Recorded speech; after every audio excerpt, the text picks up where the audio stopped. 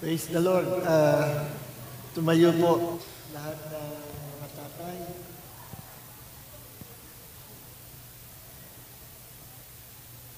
Hanggang sa matapos po ang sermon, request namin nakatayo kayo para parangalan ang mga kabutihan ng mga tatay. Walang uupo hanggang sa mag-alas 12. Joke lang. Kasabihan nga dahil Father's Day, malaya tayo. Walang maglalaba, walang mamamalangka, bawal utusan mamalengke. No? Suplado ang dating natin ngayon. Niisip ko nga, sabi ko, ba't pagka Mother's Day, bonggang pati sa SM, katakot-takot na dekorasyon. Sa media, sa talagang pinaparangalan pag Mother's Day, daming decoration, traffic sa kalsada, puno ang mga kainan. Pero pag Father's Day, parang wala na. Umupo na kayo, huwag na natin celebrate. Joke lang. Hindi naman kayo naghihirap mga anak eh. Okay, biro lang. So, parangalan natin. Palakpakan natin ang mga tatay. Praise God. At tingnan nyo yung mga nako. Tingnan nyo mga tatay. Tingnan nyo. Mga nanay, tingnan. Diba? Ang aamo ng mga mukha ng mga yan. Parang hindi makakagawa ng kasalanan. Tingnan nyo, ang aamo talaga eh. Parang nasa headquarter ng pulis, kaya tahimik. So, purihin ng Panginoon, salamat po sa celebration natin sa araw ng mga tatay at atin po ipanalangin ang kabutihan ng Diyos sa ating mga tatay. No? Usually, pagka Mother's Day, ang message natin, pang Mother's Day, pagka pang mga tatay, huwag na lang. Hindi. Pero mamaya, tungkol sa mga tatay ang message natin. Purihin ng Panginoon. Let's pray. I-stretch po natin ating mga kamay, mga nakaupo na mga nanay sa mga tatay. Panginoon, narito po ang mga magigiting, ang mga heroes of their own families, mga tatay. Tulad sila, Panginoon, nila Abraham, nila Noah, nila Moses, nila Joshua, nila David, at ang iba pa mga bayani ng pananampalataya sa Biblia. Sapagkat sila po, Panginoon, na nagmahal sa kanilang mga pamilya, tinaguyod ang kanilang mga pamilya, iniatang sa kanilang mga balikat at naging maresponsable sila bilang mga tatay. Sila po ay mga haligi sa tahanan na sila ay nagpapalakas sa kanilang asawa at mga anak, nagbibigay inspirasyon, Panginoon. Narito, O Diyos, dalangin namin na patuloy mo sila na bigyan ng sariwang anointing, Panginoon. Fresh anointing as the father of their families. Bigyan mo sila ng anointing, Panginoon, to fight the good fight of faith. Sapagkat una-una sila ay mga pinuno ng sambahayan at tulad sila sa mga sundalo na nakikipaglaban sa araw-araw, Panginoon, sa gitna ng mundong ito. Sila'y mananagumpay.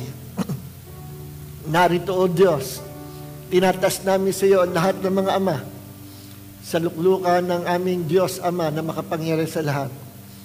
Bless them, O Lord. Anoint them more and more with the increased measure of your anointing upon their lives. Sapagkat sa kanilang mga family, they are the kings of their family. They are the high priests of their family. They are the prophet of their family. Panginoon, ang mga ministry na ito na galing po sa iyo, ipinagkakatiwala mo sa mga tatay upang maging mabuting mga ama sila. That through your anointing, by the grace of God, they can do all things through Christ who strengthened them. at sa kanilang pagiging inspirasyon at kalakasan sa kanilang pamilya. May tataguyod nila ang kanilang pamilya hanggang sa ang kanilang mga anak ay lumaki at tumanda. You will continue to provide their needs under the overflowing grace of your kingdom, Panginoon. Narito, O Diyos, hawakan ang buhay ng mga tatay, napahabain mo po ang kanilang mga buhay. You will continue to cover, protect them with your precious blood, to cover, to shield them against all the attacks of the enemies.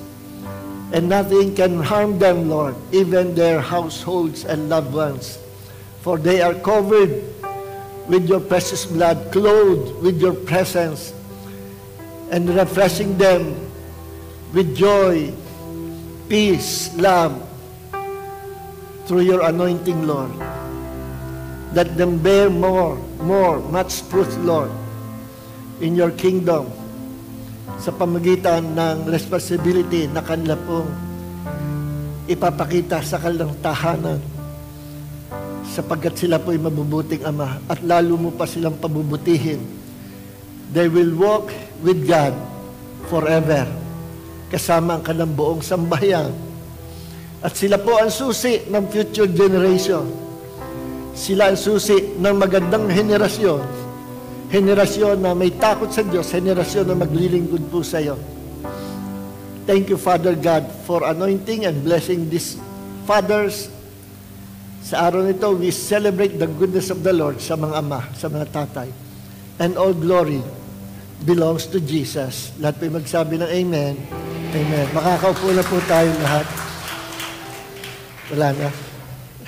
Hindi nakakantahan sila. Wag na. Oh. So praise God. Diretso tayo sa message, mga kapatid. Glory to God. So ang ating po message about Father's Day. Naisipan kong gumawa ng, tinatanong ko sa Panginoon, anong message natin sa Father's Day? At pinakita sa akin ng Panginoon bilang example ng pagiging isang mabuting ama, ang buhay ni Noah. No? Buhay ni Noah. Ready na po ba tayo? O parang natutulala pa kayo dahil pinag-pray natin ang mga tatay na hindi kayo makapaniwala? Okay. So, ang title po ng ating sermon is Noah's Ark. Sige, hayaan muna natin maggalawan. Tapos, mamaya, wala nang gagalaw. Pag nag-i-start na tayo sa salitang Diyos, wala na pong gagalaw, wala nang makikipagkwentuhan, wala na ring hihinga. Hindi pwedeng huminga. So guys, sabi ko, ang title po ay Noah's Ark. No? Noah's Ark. Madalas tayo nakakarinig ng sermon about Noah's Ark sapagkat isa siya sa mga sikat na karakter sa Bible. No? Pero kadalasan, narinig ko sermon about Noah's Ark, narrative sermon, yung kwento, kinukwento lang yung buhay ni Noah. No? Pero sa umagang ito, hindi lang tayo magkukwento sa buhay o sa nangyari kay Noah at sa mundo natin noong unang panahon. Kundi titingnan natin kung paano ang Holy Spirit ay mangungusap sa mga tatay through this narrative sermon. Buksan po natin ating Bible.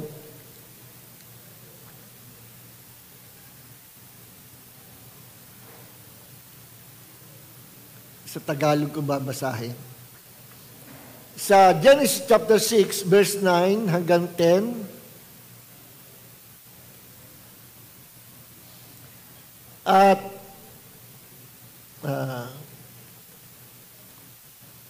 13, and 19, 20, 21, 22. Babanggitin ko na sa inyo mga talata. Okay. Itong Tagalog version na gagamitin ko, toss for toss po ito, hindi word for word. Genesis chapter 6, verse 9 hanggang 10. Ito ang salaysay tungkol sa pamilya ni Noe. Sa Tagalog yung Noah, Noe. Okay lang, ano? Noah, Noe. Pero hanggang ngayon, pinag-aaral at nire-research ko pa rin kung bakit yung Book of James naging Santiago. Hindi niyo ba naisip?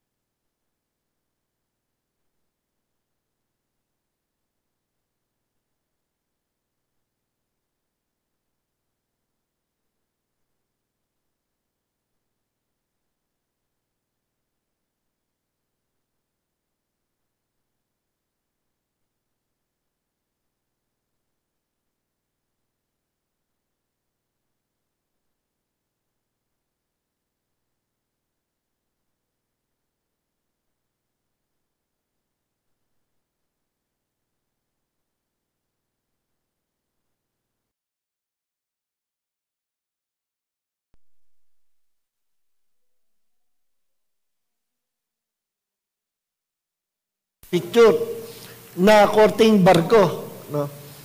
Or korting bangka. Ang Noah's Ark ay korting kahon ng sapatos. Sino po nakakita ng kahon ng sapatos? Nakakalungkot, ang kakaunti nakakita ng kahon ng sapatos. Sino po ang bumibili ng sapatos, nagsasapatos? Di ba nakalagay sa kahon ng sapatos? Hindi kayo nakakakita ng kahon ng sapatos? Pahaba yun. Sa totoo lang, lahat tayo nakakita kahul sapatos. Ngayon, kung bakit yun ay rectangle lang, designed only for floating, panglutang lang, not for traveling. Di ba yung mga barko, pag ganun, patulis, pataas na ganun, design yun pan-travel. Kahit noong unang panahon, may mga gumagawa ng mga malalaking daong, malalaking barko. Iba ang korte, pan-travel. Pero this time, ang design ng ark, Noah's Ark, kaya tinawag na ark, korting baol. Tandaan niyo yung Ark of Covenant ng Israel, na the symbol of God's presence, no? Na nung binuksan ng mga Pilisteo, yung takip thousands na namatay. Rectangle lang yun. Rectangle yung tinatawag na Ark of Covenant. At yung Ark of Covenant, yari yun sa kahoy, combination ng kahoy, overlaid with gold. Ang wood, pag ating pinag-aralan, sa pag-i-interpret ng mga symbol, ang wood represents the humanity of Christ, yung pagiging tao niya. And gold represents His deity, yung pagiging Diyos na. So yung Ark of Covenant ay kahoy na binalutan ng gold, overlaid with gold. Sa makatwid, yung Ark of Covenant ay representasyon ng Panginoong Jesus. God and man, Christ Jesus. God who became a man. Yung Ark of Covenant. Kaya symbol of God's presence yun At doon sa loob ng Ark of Covenant, 3 ang laman. Tungkod ni Aaron na namulaklak, pot of mana, no? Tinapay, nilagay sa palyok, tinapay na na-preserve. Outside of that Ark of Covenant, walang mana from heaven ang mapipreserve. Lahat nabubulok, lahat ay inuuod. Pag sikatan ng araw, inuuod. But this time, na-preserve yung mana sa loob ng Ark of Covenant. Pati yung tungkod ni Aaron na namumulaklak. At yung tablet o bato na pinagsulatan ng Diyos ng Ten Commandments nandoon. Hindi natin tatalakayin kung anong symbolic meaning nung 3 na yon sapagkat hindi yan ang paksa natin. So, yung Ark of Covenant, representasyon ng Panginoong Jesus. Kung mapapansin nyo, nung namatay si Jesus, yung higaan, yung libingan niya, merong butas, parang cave. At ang pinto ay bato na binilog, lapad na bato na iginugulong yon. Marami ang magugulong kasi napakabigat na. Yun yung pansara nila roon. Pero nabuhay si Jesus, dadat na ng mga alagad, bukas na yung bato. Wala na si Jesus. At doon sa higaan ni Jesus na rectangular, parang box, parang nicho, doon siya nakahiga, nawala si Jesus doon. Anadat na nila yung pinambalot, yung pang-mummified sa kanya. At yung pinalot sa ulo ay nakafold ng maayos. Ibig sabihin, na nabuhay si Jesus, cool lang, relax na relax, hindi siya nagmamadali. Pinold pa niya yung balot sa ulo nakuha pa niya i-fold. At nadat na ng mga alagad doon sa rectangular shape na hinihigaan ni Jesus. Wala si Jesus, pero sa both side, may upo na 2 anghel. 2 angels. Pag binalikan natin ang Ark of Covenant, the symbol of God's presence, sa panahon ni Moses, yung sa ibabaw na Ark of Covenant, yung pinakatakip ay mercy seat, kung tawagin. Upuan ng kahabagan ng Diyos.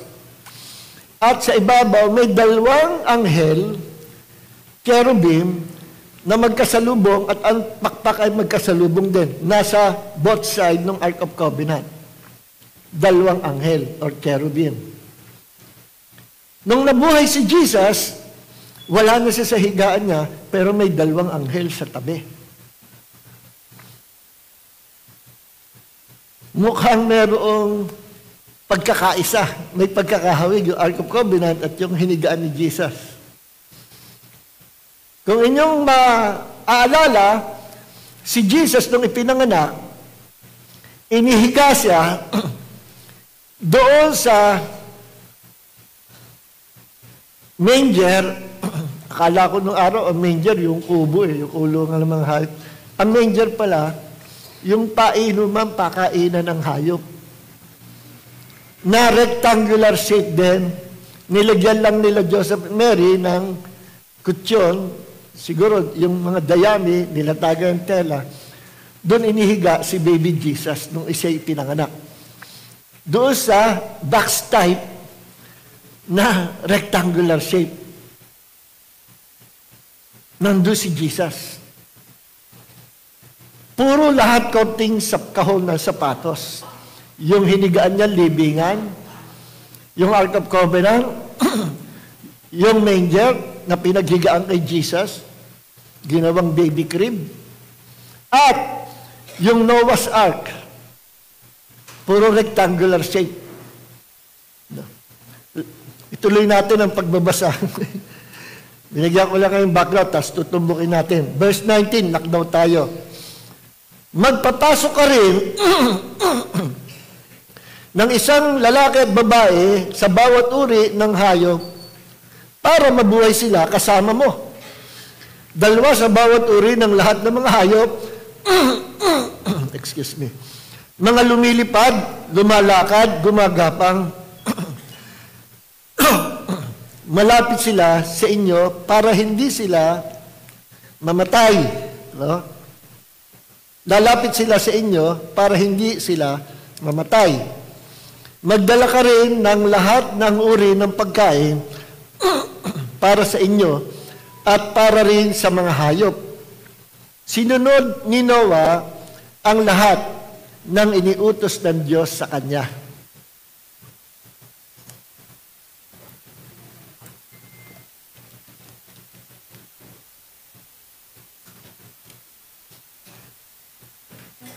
Okay. Ikwento ulit natin. Noong time na yon, yung time na yon, pasama ng pasama ang mundo, kaya nagalit na ang Diyos. Tinawag ng Diyos ang kaisa-isahang matuwid na lalaki, lingkod ng Diyos, si Noah. Si Noah na lang natitirang matuwid noong time na yon. No? Siya na lang. At kinausap ng Diyos at inutusan ng Diyos na gumawa ng napakalaking daong o barko designed for floating. Alam nyo, hindi nag-isip si Noah. Hindi nahirapan ang Diyos pasunurin si Noah.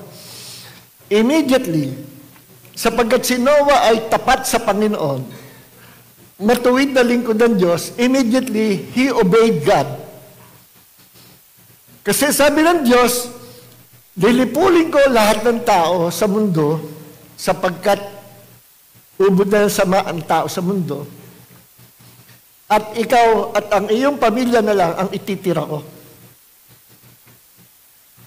At ang sabi doon, nakasumpong ng favor si Noah sa Diyos, he walked with God. Kaya siya yung napili ng Diyos na itira at sa kanya magsisimula ang panibagong lahi sa ibabaw ng mundo. Lahat uubusin ng Diyos. Ano ba yung kasalanan ng mga tao noong unang panahon? Ano yung karumihan sa mundo noong time na yun? Ganito po yan. May kaugnayan si Satanas sa pagdumi ng planet Earth noong time na yun. May kaugnayan siya. At may kaugnayan din yung pagdumi, pagsama ng mundo noong time na yun sa plano ni Satanas. Kung inyo matatanda sa Genesis chapter 3, After na bumagsak si Adam and Eve, sa kamay ni Satanas, nagkasala sila, nangako ang Diyos, immediately nangako ang Diyos, nag-prophesy siya, si Yahweh, doon sa gitna ng halaman ng Eden, kausap si Adam, si Eva, at si Satanas, nandoon, the serpent. At sinabi ng Diyos, na ang ahas ang tutuklaw sa sakong ng babae. At ang sakong o ang seed of the woman, ang binhi ng babae, ang dudurog sa ulo ng ahas. Ibig sabihin, one of these days, darating ang isang tao, the seed of the woman is a human being, a man, who will destroy you and who will destroy your kingdom, Satan. At naintindihan ni Satanas yung prophetic word na yun ng Panginoon, alam niya. Kaya pamula noon, dumami ang tao, dumami, lahat na nabubuhay na nakikita ni Satanas na lingkod ng Diyos, pinapatay. Tinututukan niya, pinapatay. Napakaraming propeta, pinapatay ni Jezebel. No? Ang mga prophets, pinapatay. Ang mga lingkod ng Diyos, pinag-uusig.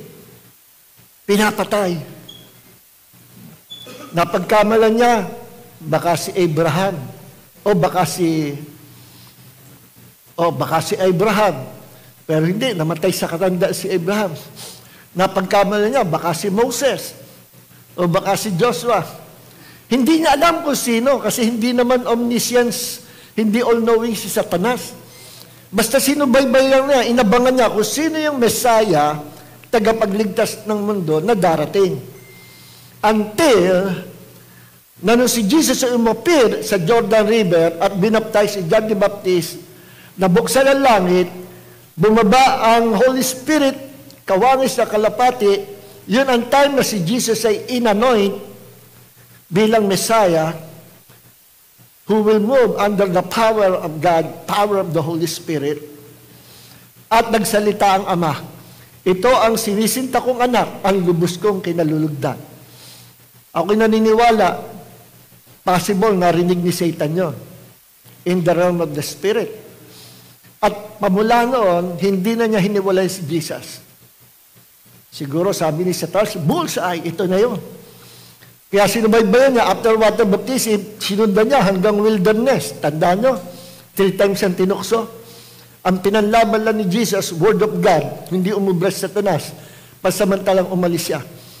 And to make the long story short, akala ni Satan, tagumpay siya, na ipapako si Jesus sa cross. Patay na.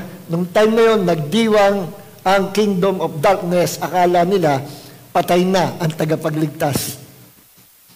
Ang hindi niya alam, patibong lang kay Satan yung bait. Kumbaga sa namimingwit ka ng isda, merong kalawit, lalagyan mo yun ng kapirasong isdang maliit o karne o uod o ano. At pagka sinakmal ng isda, tuhog yung isda. Mahuhuli mo sa bibig yung isda. Bait, pamaing. Hindi alam ni Satan, pamaing ang cross ni Jesus. At nung namatay si Jesus, Jesus went to hell. Hindi natin tatalakahin yun. Ewan ko kung bakit maraming mga theologians, they don't believe that Jesus went to hell. Samantalang ang liwanag siya sabi sa Bible, sa Acts chapter 2. Hindi dapat pagtalunan. Sinabi ng Bible, He went to hell. At sinabi pa ni Jesus, Ama, hindi mo titiisin ang aking kaluluwa dito sa hell. At siya ay nabuhay na maguli. So, hindi natin tatalakayin yan. Mapupunta lang tayo doon. Then, nung nabuhay si Jesus, victory. At tayo sa Colossians chapter 2, verse 15, at ako'y naniniwala, naganap ito nung resurrection of Jesus, tinalo ni Jesus si Satanas sa isang legal na labanan at sinamsaman niya ng weapon si Satan at iniwan niya sa hayag na kahihiyan. Colossians 2:15. Ang larawan niya, yung hihiyain mo, yung kalabang tinalo, nung unang panahon, pag natalo ng isang kingdom, yung another kingdom, kakalad ka rin nila, ipaparada sa kanilang campus, sa kanilang city. Yung hari na nasa unahan, merong hindi ko alam kung ano yung tinali. Sabi, sa ilong daw tinatalian yun. May tali, lahat, pati yung anak ng mga hari, lahat, bihag, at naka-chain sila, at kinakaladkad sa karsada. Pagod na pagod. Lalo na yung hari. Ilalagay sa kahihiyan yung hari at yung kanyang hukbo na talunan. Kaladkad. Kawawang tingnan. Ganon yung panghihiya nung unang panahon sa gera pag natatalo yung another kingdom. Gagawin pa ng hari, papagawasin ng bangkito. Alam niyo yung bangkito? Yung patungan ng paa. Ginagamit sa paglalaba. Yung bangkito, meron ang mga hari, may trono, may bangkito, tungtungan ng paa. At yun ay kahoy, pinapa-engrave, sa magaling mag-engrave, na gawing kamukang kamuka. Nilalagyan ng engrave sculpture na kamukha nung king na tinalo niya. Nandun yung mukha nung king sa apakan ng paa. Para every time na ipapapatong niya yung paa niya doon ng king, nakikita niya, tinutungtungan ko ang pagmumuka ni King Herod. Proud na proud siya. Ganun yung mga unang panahon eh. At yung mga anak-anak ng mga hari at yung mga natataas sa posisyon, ginagawang slave yun, at karamihan ibinebenta sa palengke. No? Kaya hindi lahat na nabebenta sa palengke na mga slave ay mahihirap. Meron dyan yung mga dating prinsesa, dating ano. At pag binili yun ng isang tao, kanya na yun, kahit anong gawin mo doon, patayin mo, kung ano, rapin mo, walang magagawa. Property ka nila. Ganyan ang usapin ng unang panahon. Ano? Bigyan ko lang kayo ng background. Ngayon, balik tayo sa panahon ni Noah, kung bakit nilipol ng Diyos ang mundo ng time na yun. Sapagkat, ayon sa Genesis, at marami hindi nakakalam nito, ayon sa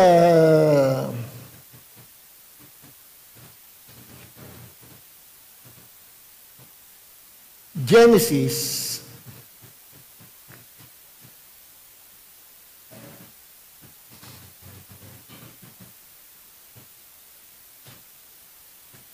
chapter 6, verse 4. Ito na yan, no?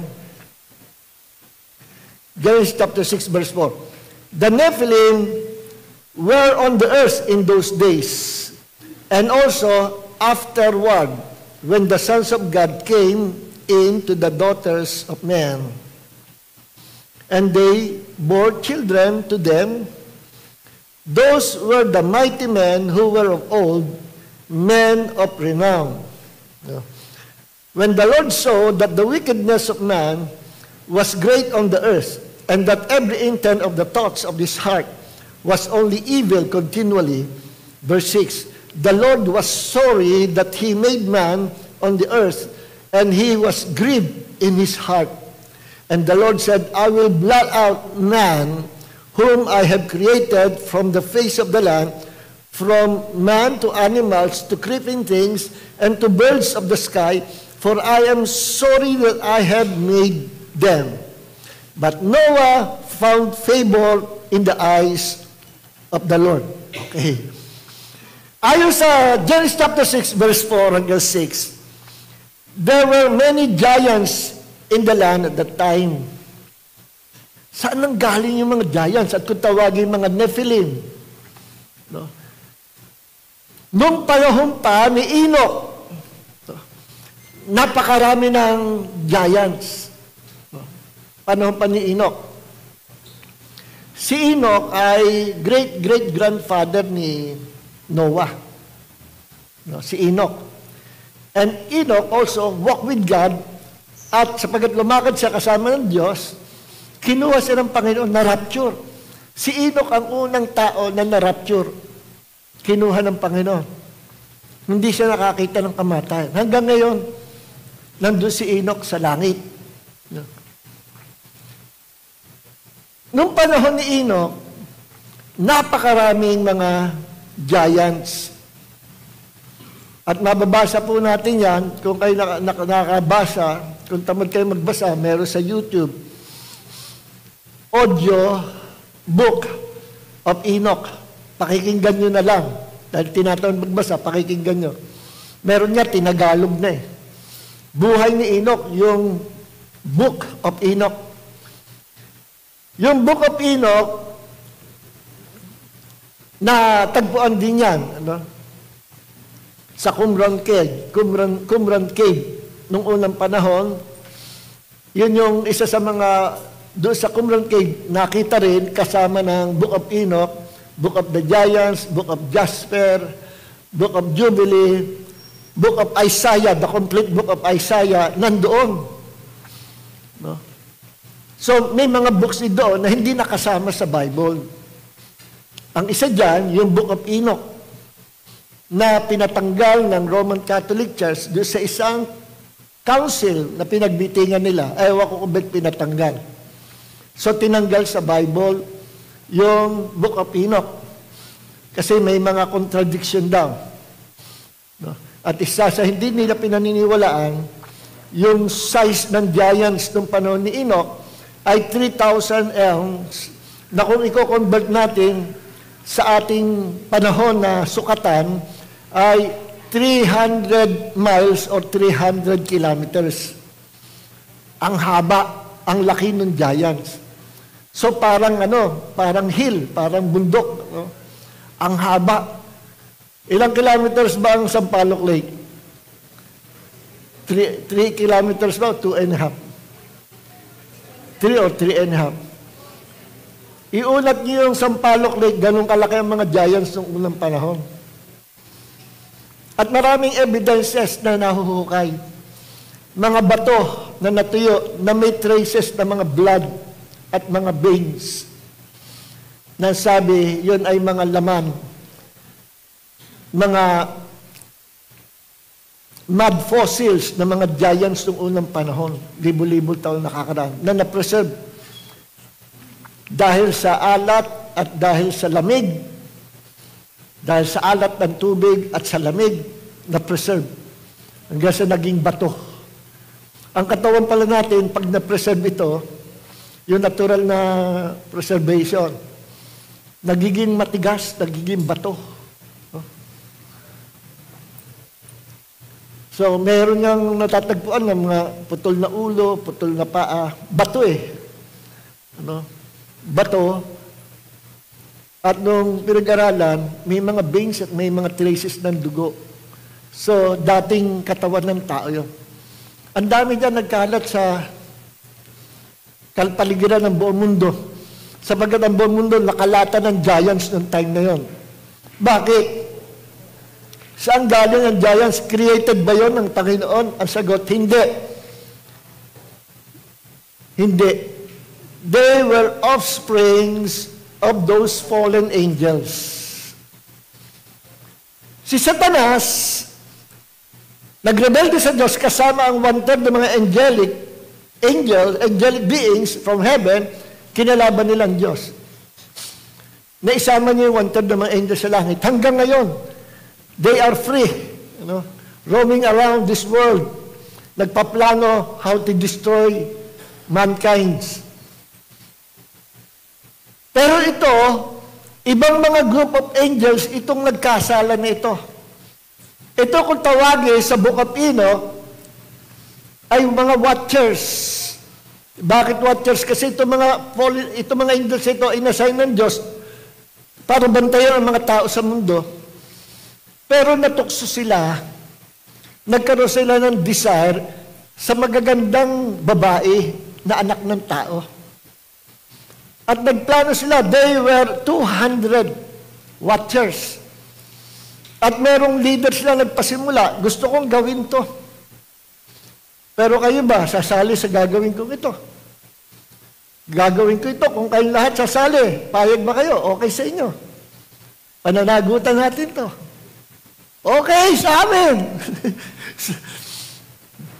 So yung 200 nagkaisa na puntahan yung magandang babae at kumuha ng kanilang mga asawa at inanakan nila. At ayon sa sulat sa aklat ni Peter, may mga angels na ikinulong ng Diyos sa tinatawag na kulungan ng mga angels, darkness, na kung tawagin ay Tartarus. Kulungan ng mga angels, ang mga fallen angels. Hindi yun yung mga angels na kasama ni Satanas. Nakakalaya pa sila. Pero itong nagkasala ng mga watchers, immediately, they were arrested by God, by the angels of God, at tinaknikala at ikinulong sa ilalim ng lupa. Kung tawagin ay Tartarus. Possible, mainit din doon. At may lugar sa Middle East na natutuyo na, nagkakrak sa init. At madalas, ang earthquake. Possible na itong mga angels na ito, pumapalag na, sapagkat sa katapusan, sa end times, bago mag-Armageddon, pakakawalan itong mga ito. At gagawa sila ng kasamaan, kasama ni Antichrist. Pero ngayon, nakahulog sila doon sa darkness, underworld, Tartarus. Sila yung mga fallen angels, the watchers, na inasawa yung mga anak na babae ng tao. At sapagkat magagandang itsura, magagandang lalaki, itong mga angels kasi masculine. Magagandang lalaki ito, nabighani rin, pumatol yung mga kababaihan. And according to the Book of Enoch, alam niyo, ang Book of Enoch, hindi ko na consider inspired by the Holy Spirit kasi hindi napasama sa 66 books. Pero, ganun pa man, may mga books sa mundo na pwede natin pagkunan ng historical background. Sabi ko nga, bakit yung book ni Josephus, Jewish historian, hanggang ngayon, binabasa sa mga seminaryo, makapal yun. Kinukwento ni Josephus yung nangyari noong unang panahon. No? Tinatanggap ng mga Jew, tinatanggap ng mga Christian. O bakit hindi tanggapin at pagbatayan, kahit hindi kasama sa Bible, ang Book of Enoch bilang batayan ng record ng history noong unang panahon. Kung hindi man totoo o totoo, bahala ang Panginoon. At ayon doon sa Book of Enoch, nagkasal itong mga angels na ito, hindi lang sa mga anak na babae ng tao, o hindi lang sa tao, kundi maging sa mga animals. Ano ba kasalanan? Hindi na tinukoy sa Book of Enoch kung anong kasalanan nila sa mga animals. Pero may idea, mga theologians, na iisa, pareho ang kasalanan ginawa nila sa tao at sa hayop. Ano yun? Bestiality. Nakiapid din sila, nag-experiment kung ano magiging itsura ng magiging anak from different animals at possible, pati insekto siguro. Kasi may power sila na mag-transform. Sabi sa sulat ni Peter yung mga angels nito nagkasala, tinransform nila ang kanilang katawan. Pinalitan nila, iniwan nila yung kanilang glorified bodies at nag-anyong tao sila. No? Na para pwedeng makipag-sex sa mga babae. At meron pa ako nabasa na sabi, pamula noon, ang mga kababaihan, para hindi ma-recognize sa mga angels, ay pinagtatakip ng belo ng talukbong pag nalabas para hindi mamukhaan o para hindi ma-identify na magandang babae. At possible, doon nagsimula yung paglalambong. Nung unang panahon, hanggang ngayon, may mga bansa na nakalambong na gano'n. No? Ang sarap magbasa ng background sa Bible. Lalawak yung idea at mga kaalaman mo.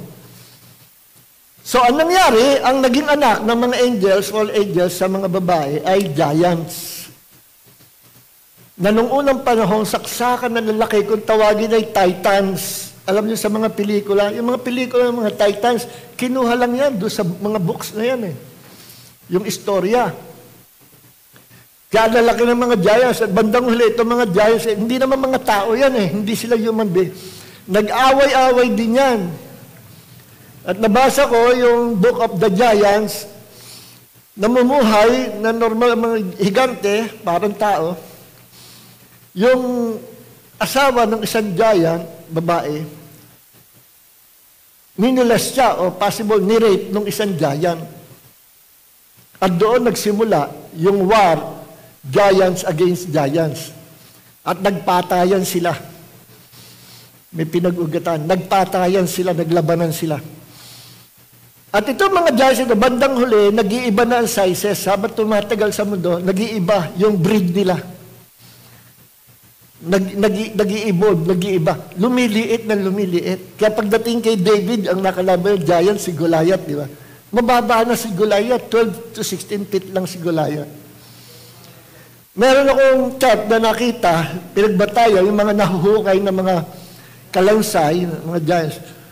Ganitong taon, this AD, paliit na paliit yung giants. Ewan ko bakit.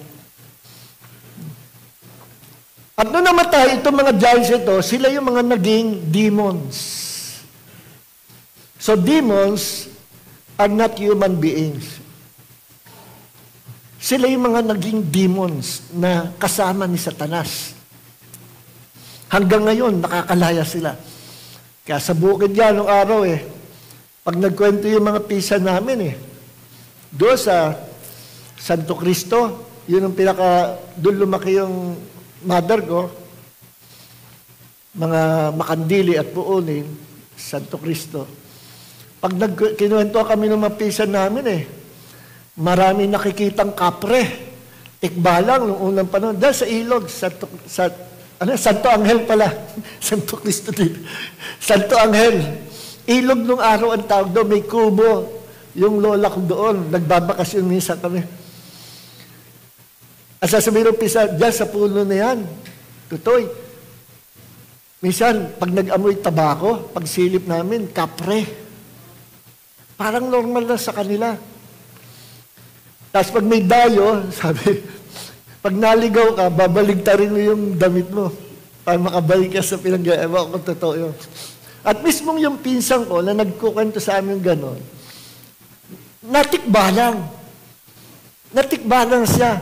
At kinukwento nung dumali na siya, na nakita niya yung nanay niya, tinatawag siya sa malayo, halika. Pumunta, Nay, sandali, sasama ako. Abay, nakita nung nanay ng kapatid, abay, bakit patakbo doon? May nakikita, sasama raw, ang nanay niya nasa bahay. At 4 na araw na nawala, hindi makita.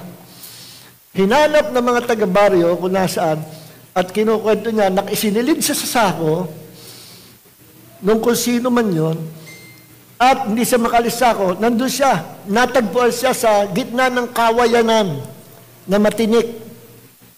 At sabi niya, matagal na niyang naramdaman, dumadaan-daan lang sa tabi niya. Yung mga naghahanap, Noni, nasaan ka? Alay, nasaan ka mga? Ay, pakita ka na. Nasaan ka? Ay, nadadaan-daanan lang siya. So, yun ang mga example ng mga gawa ng mga maligno, ng mga demonyo. Yung mga demons yan. So, ang nangyari, kaya, naniniwala ako na may kaugnayang pagdami ng giants sa plano rin ni Satan. Sagmat ang plano ni Satan, nung malaman niya na mayroong righteous line na paggagalingan ang Messiah, from Enoch, down to the future generation, hindi dapat maputol yon. Hindi dapat masamahan yon ng evil generation or wicked people. At dire-diretso yun. Hanggang sa dumami ang giants at ang plano ni Satan, sirain yung panggagalingan na linya, pamilya, ng Messiah na dudurog daw sa ulo niya. At yun ang gusto niyang putulin. Nag-produce siya ng maraming giants. to destroy the righteous line of the Messiah. Pero mas magaling ang Panginoon. Bago mangyari yon, ang pinutol niya yung lahi ng mga giants. At nangalipol sila.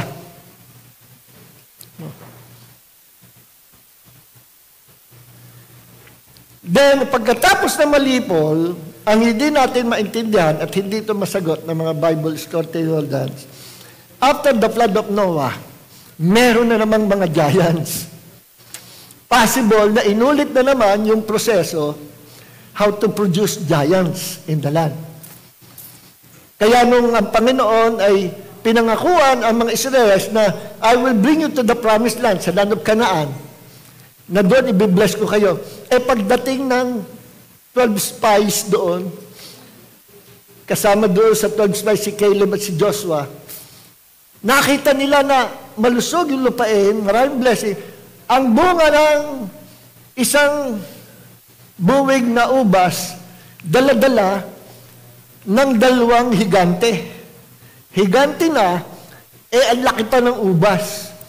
Siguro, mga ubas nun gasin laki ng pamelo. Pag kinain mo, isa pa lang madadiabetes ka na nakita na, lalaki ng bunga. Higante rin ang mga bunga. Natakot yung 10 spies. Pero si Joshua at Caleb, sila lang may panapos. Hindi, mga brothers, lusubin natin, binigay na sa atin, Panginoon. Kaso, majority wins. Pag uwi sa kampo, ang pinaniwalaan yung 10. Kaya may giants sa Canaan. Kaya yung mga nabuhay sa unbelief, Moses' generation, they were destroyed in the wilderness. Namatay na sila. At nagpasunod ang Diyos sa bagong lahi through the leadership of Joshua and Caleb. Mga bata na itiniran Diyos, naglakihan. Sila'y nakapasok sa promised land. And they destroyed all giants doon sa lupain. Ngayon, yun ang dahilan kung bakit meron naman mga giants.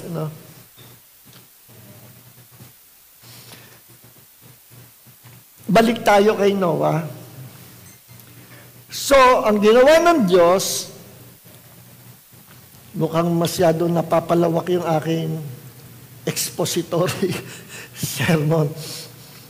Ang ginawa ng Diyos,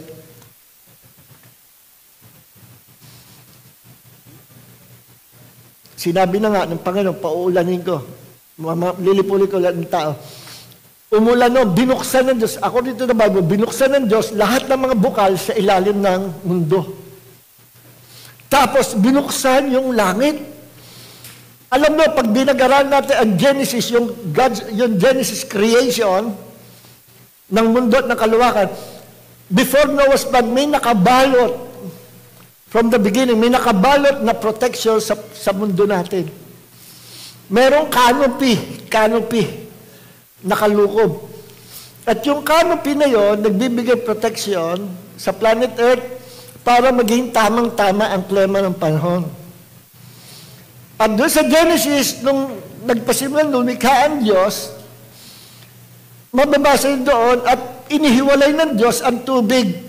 Tumaas yung kalahati tubig, yung ibang tubig na iwan sa mundo. Yung iba, tumaas sa langit. At possible, sabi ng mga scholars, kung bakit umulan ng 40 days non-stop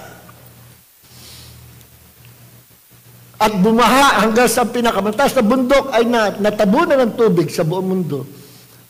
Binuksan ng Diyos yung langit, yung canopy, binabagsak ng Diyos ang tubig at yung mga bukal sa mundo, pinagbubuksan ng Diyos. Kaya bumaha sa mabilis na panahon, within 40 days and 40 nights, bumaha sa planet Earth. At naghintay sila, Noah, at ang kanyang pamilya, na mag-subside, bumaba yung tubig. Inabot ng 150 days bago humupa yung tubig. Now, kanina kinukwento ko, yung Ark of Covenant, courting Noah's Ark din. Yung pinaghigaan sa libingan ni Jesus, courting Ark of Covenant din, nagtagulap. yung pinanganakan ni Jesus, manger, courting, Ark of Covenant din, rectangular shape. Yung Noah's Ark, rectangular shape din. Yung Ark of Covenant represents Jesus.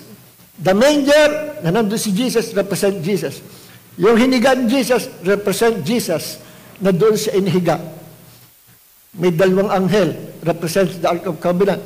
At yung Noah's Ark, represents Jesus. Nakikinig po ba tayo? Na nung time na umulan na, nagpapanik na mga tao. Nagpanik na. And I believe, katakot-takot na tao ang kinakalabog yung pintuan. Iisa lang ang pinto ng ark. Kinakalabog nila, papasukin mo kami, papasukin mo. Pero sinara na, sapagkat tumataas na ang tubig. Tumataas na ang tubig. At silang lahat ay nalipol. Wala naligtas, kundi yung 8 tao sa loob ng ark.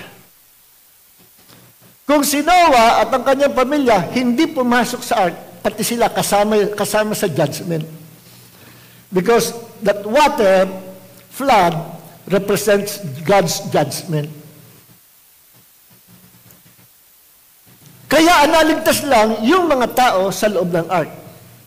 And that ark represents the Lord Jesus Christ. Na kahit napakaraming religions of the world, ang maliligtas lang yung mga tao na nasa loob na kay Kristo, na siyang ark of our salvation. Nakikinig po ba tayo? Lahat mawawasak, lahat mamamatay without that ark, without Jesus, na siya salvation natin. Inside that ark, nandoon si Noah, yung 3 niyang anak na lalaki, si Ham, Japhet, at saka si Shem. Ngayon,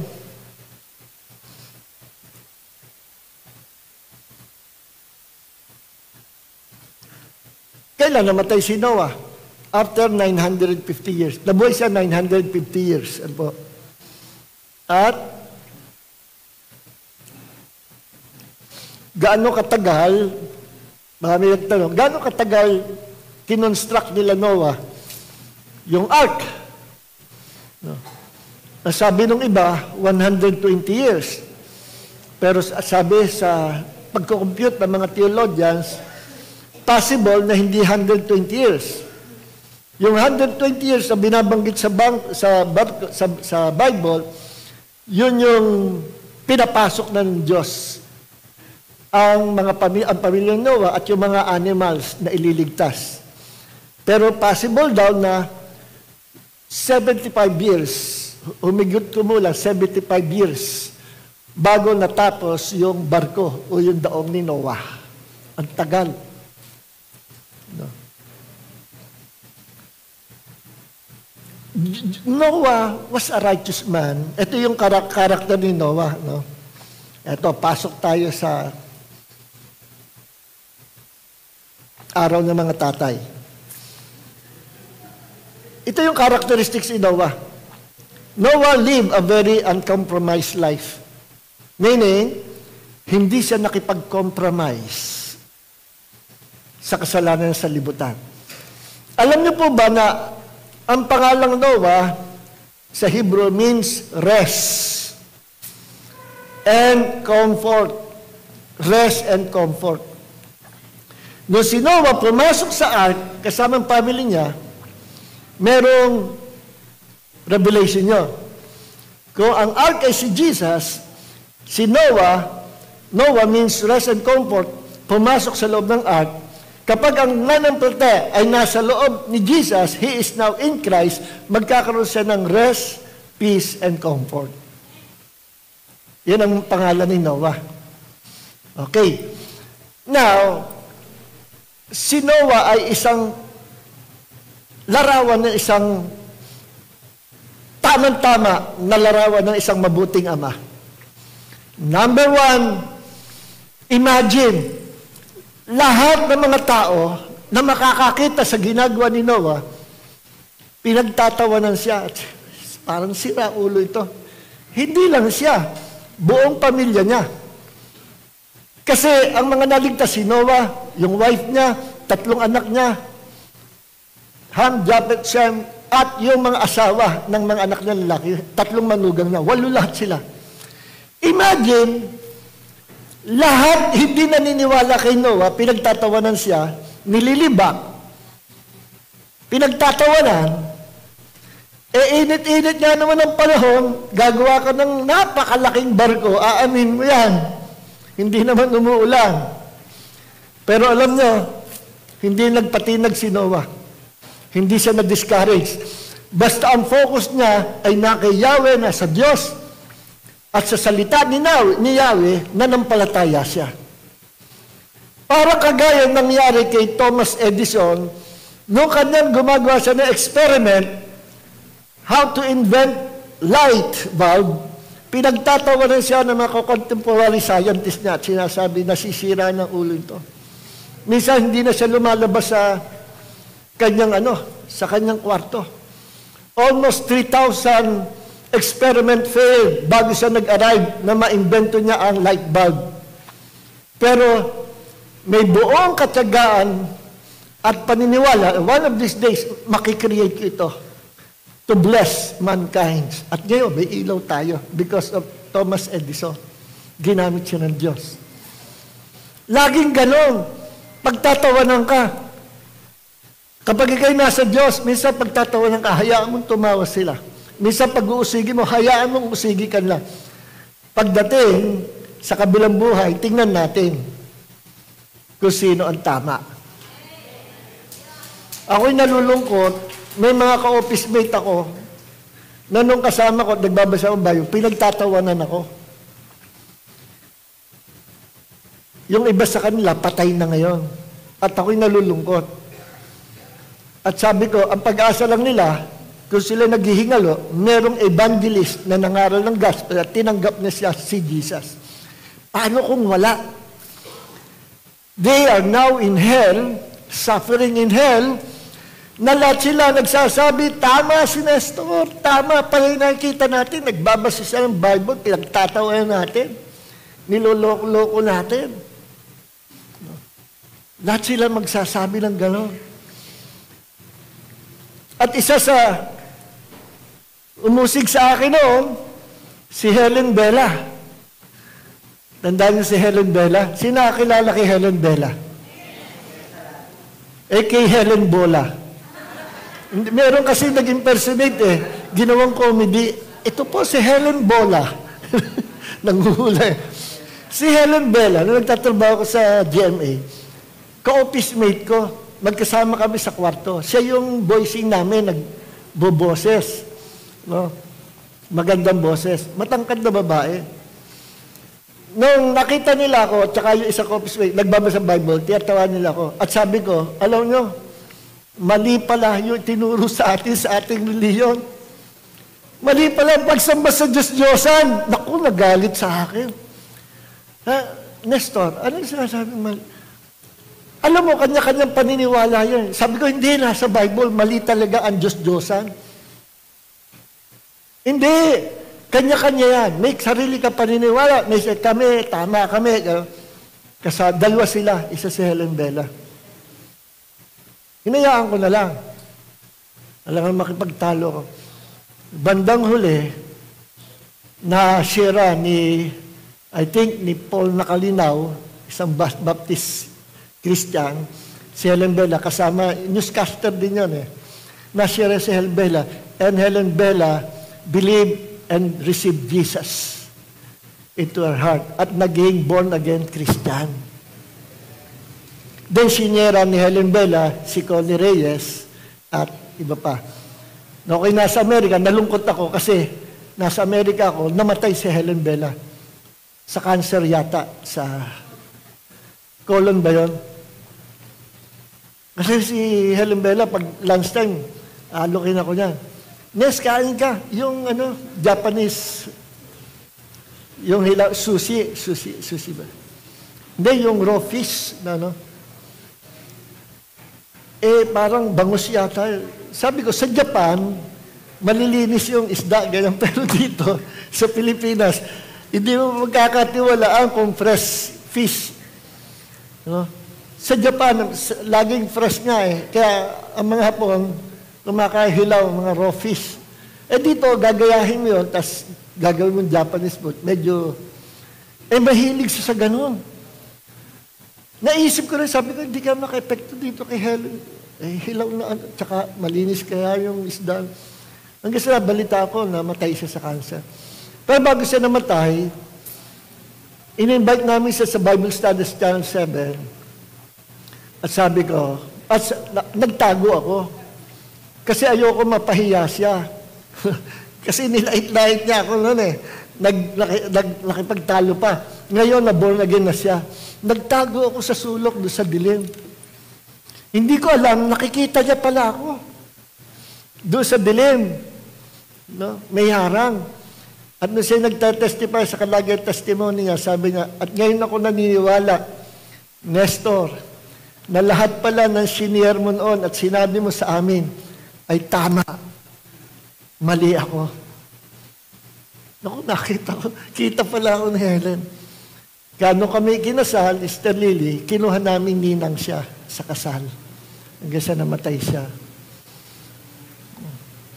At sabi niya, ngayon lang ako nakakita ng Christian wedding. Si Pastor David Samral sa Cathedral of Praise kami kinasal. Christian wedding na talagang nakaka-bless talaga, sabi ni Helen Bella. Hindi pa siya born again. Born again na yata siya noon. So yun ang istorya. Bit ba napunta ako dyan sa ano? So ngayon, si Noah, hindi siya nakipag-compromise. Ang mga tunay na lalaki ng Diyos, ano man mangyari, hindi niya i-compromise ang kanyang buhay na pinabanal ni Kristo. Hindi siya makikigahis sa libutan.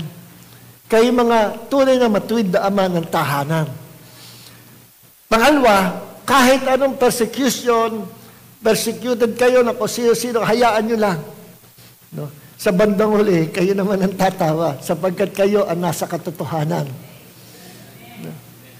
Tapos, pangatlo, si Noah, may buong patience, endurance, kadyagaan, kalakasan, tinapos niya yung pinagagawa ng Diyos, tinapos niya. Mga man of God, mga amang tahanan, bilang mga lingkod ng Diyos, kapag may pinagawa ang Diyos, mula umpisa, tapusin nyo hanggang katapusan. At pag may iniutos ang Panginoon na gawin nyo, huwag niyo sasabihin, hindi ko kayang gawin yan. Sa Bible sabi, we can do all things through Christ who strengthen us. Si Noah, hindi siya professional na engineer. Pero nakagawa siya ng malaking daong. And bilang man of God, na-influensyahan niya yung kanyang buong pamilya na maniwala sa kanya. At buong pamilya niya, katulong niya na gumagawa ng arko. Imagine that, buong paligid, na nakapaligid ng mga tao sa kanya, walang naniniwala sa kanya. Only his family believe him. Ang makikita dito, gaano kalakas ang influensya ni Noah sa kanyang asawa, sa kanyang 3 anak, at pati sa kanyang 3 manugang na naniwala sa kanya na siya kinausap ng Diyos at inutusang gumawa ng daong. Naniwala sila. Kasi kung hindi sila maniniwala, hindi matatapos yung ark. Kung hindi sila naniwala, hindi sila maliligtas. Pero doon pinakita na lahat sila naniwala kasi lahat tumulong sa paggawa ng ark.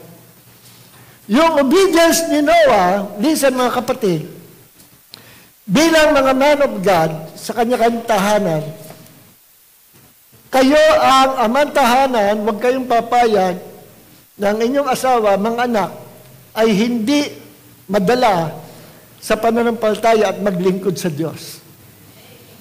Kasi nakakaawa kung meron tayong mga anak na maiiwan na pupunta sa hell, nakakaawa. Nakakaawa kung ang asawa natin hindi maliligtas. Meron kayong anointing to influence your family and your loved ones. Tutulungan kayo ng Holy Spirit to win them for Christ. Nakikinig po ba tayo?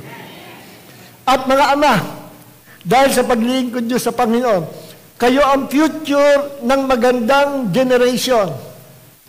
Generation na mabubuhay sa paglilingkod at pagpapala ng Diyos. Generation na putol sa lahat ng generational curses na minana ng ninuno. Kayo ang key, ang susi, para maputol lahat ng sumpa na dadaloy sa inyong lahi at sa inyong future generation from your great-great-grandfather. Kadalasan ng mga Pilipino, ang mga pamilya merong curse. Why? Because our great-great-great-grandparents worship idols. Kaya yung sumpa na yan, mga hereditary sickness and disease, dumadaloy sa ibaba hanggang sa kaapu-apuhan. Kailangan maputol yan sa pamagitan ng pagsampalataya natin sa Panginoon at paglilingkod ng tapat sa Panginoon. Nakikinig po ba tayo? Mga man of God, ama ng tahanan, kayo ang key para sa righteous lineage at future generation na maglilingkod sa Panginoon kung hindi pa darating ang Panginoon. Amen! Ngayon, lahat naman ng tao may kahinaan. Like Noah, he was a righteous man, pero bilang tao, may sablay din si Noah. No man is perfect. Wala nyo, anong kasalanan ni Noah? Anong naging kasalanan ni Noah? Si Noah, nagpasimula magtanim ng mga ubas hanggang sa ginawa niyang wine at lumaklak siya ng wine hanggang sa siya ay nalasing. Nung siya'y nalasing, yun ang kasalanan niya, drunkenness. At nung pumasok si Ham, doon sa kwartong pinagkatulugan ni Noah, nakahubot-hubad si Noah sa kasakalasingan. Sobrang lasing. Pinagtawanan ni Ham. At pagtawa, imbis na takpan, pumunta siya kay Shem at Japet, mga utol, mga brad, si tatay, tinalo, hubot-hubad, lasing na lasing. Saan? Nandun. Ginawa ni, puntahan nyo, tingnan nyo, nakahubad ang ating tatay. Ginawa niyang katatawanan, nilibak niya. Si Sam at Japet, ginawa niya, nalaman na kumuha sila ng kumot at patalikod. Both of them, hinawa ko, patalikod. Tinakpan nila yung tatay nila. Nung nahimasmasan si Noah, kinurse si Ham. At yung lahi ni Ham. Hindi natin pag-aaralan kung ano yung naging lahi niya. Lahat ng generation sa mundo, lahat ng mga bansa, nanggaling kay Shem, Ham at Japet. Nakikinig po ba tayo? Amen. Tayo mga Pilipino, saan tayo galing? Ham, Shem, Japet. Saan? Saan? Sagutin ko na. Sa mga ita. Hindi, joke lang. Hindi, kababayan natin yung mga ita. Yung mga original na ano yan. Sa Pilipinas. Lahi rin tayo ng mga Malay. Ano? Na mga sa Malaysia. Maraming tao. So, wag natin pagkwenta. So, mga kapatid, ang dami ko pa sasabihin pero wala na tayong oras. Basta, I believe, sapat na ito para makita natin na bilang mga anak ng tahanan, yumaman kayo o hindi, ang pinakadakilang maipamamana nyo sa inyong mga anak, sa future generation, yung kagaya ng pinamana ni Noah. Yung pagkatakot at paglilingkod sa Diyos, na totoong Diyos. Amen po ba? Mga ama, pati sa mga nanay, huwag kayong papayag na ang anak nyo ay hindi maglingkod sa Panginoon. Maliit pa lang, dali sa Sunday school hanggang sa lumaki. At kahit malaki na, huwag kayong papayag na hindi sila ligtas. Huwag kayong papayag na hindi sila magkaroon ng fear of the Lord at isuko ang buhay sa Panginoon. At kung sila'y dati na naglilingkod at lumamig, huwag kayong papayag na sila'y manlamig. Kalad ka rin sa church na siya nagpapainit sa bawat isa sa atin. Nakikinig po ba tayo? Kung ay sumama, itali natin at hilahin natin. Yes, totoo po. Kasi sila ang kawawa. Imagine, kaya nyo ba na alam nyo, abuti silang kamatayan, alam nyo, nasa impyerno sila. Napakalungkot. Sa bagawan, sa isang tao namatay, makapunta na sa hell, no way. Wala nang paraan para maligtas pa. Wala na. Ito ang panahon ng salvation. Ito ang panahon na kagaya ni Noah, ating idamay ang ating pamilya and loved ones, family loved ones sa paglilingkod sa Panginoon. At samahan tayo ng pamilya natin to build up our faith and trust in the Lord Jesus Christ, na siyang arko ng ating buhay, na siyang tanging magliligtas sa atin. Naalala ko yung sinabi na yung Titanic, very proud yung engineer na nakalikha niya. Very proud siya at sabi niya, perfect itong na-design nito. At ginarantiyahan niya ang mga sasakay. It was a luxury ship. No? Puro mayaman yung sumakay doon. From Europe, papuntang New York, Amerika. Magta-travel. Ang sabi nung captain, tsaka ng engineer, matibay ang barko na ito. That even God couldn't sink it. At sumigaw yung captain ng barko. I forgot his name. Ang sabi niya, nobody can sink this ship, even God. Challenge nila ang Diyos. Kaya nung gabi nagtatravel sila, hindi nila namalayan, bumangga sila sa isang malaking iceberg. Nabutas yung barko. At doon nagpasimulang lumubog ang barko na sinabing, even God couldn't sink this ship. Kinyalin sila ang Diyos. Napakagaling ng engineer na gumawa ng Titanic. Napakagaling. Professional. Malaki ang karanasan sa paglikha. Kaya very proud siya. Kahit Diyos, hindi kayang palubugin ito. Sigurado siya. Pero lumubog. But look at Noah. Si Noah ay bagito na engineer, na hindi nag-aral ng pagiging engineer. Pero, by the grace of God, nakalikha siya na malaking barko na kahit anong laki ng flood, hindi kayang palubugin yung barko, yung ark na ginawa ni Noah.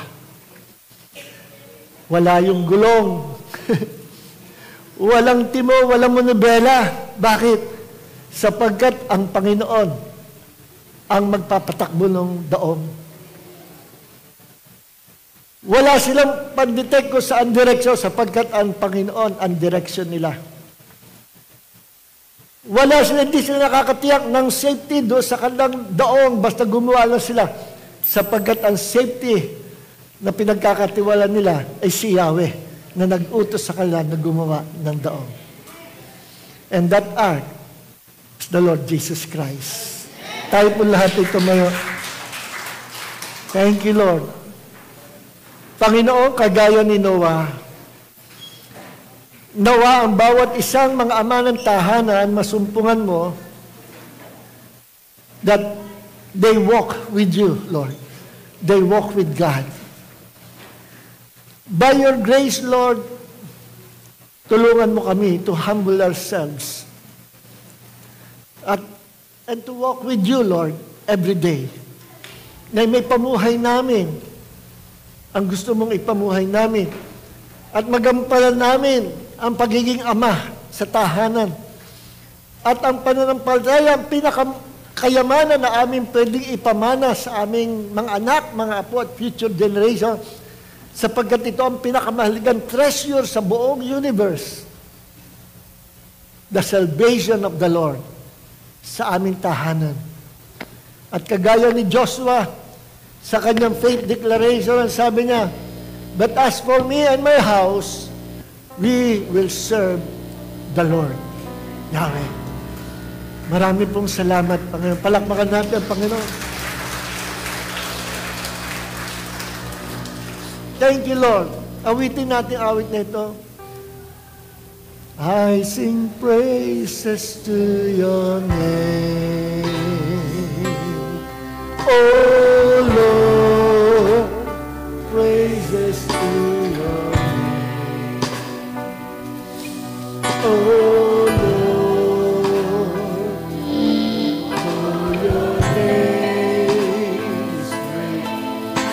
and greatly to be praised.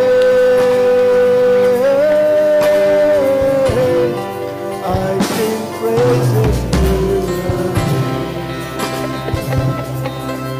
oh Lord, praises to your name,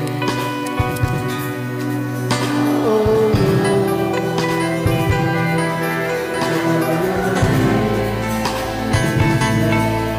Music lang. Music.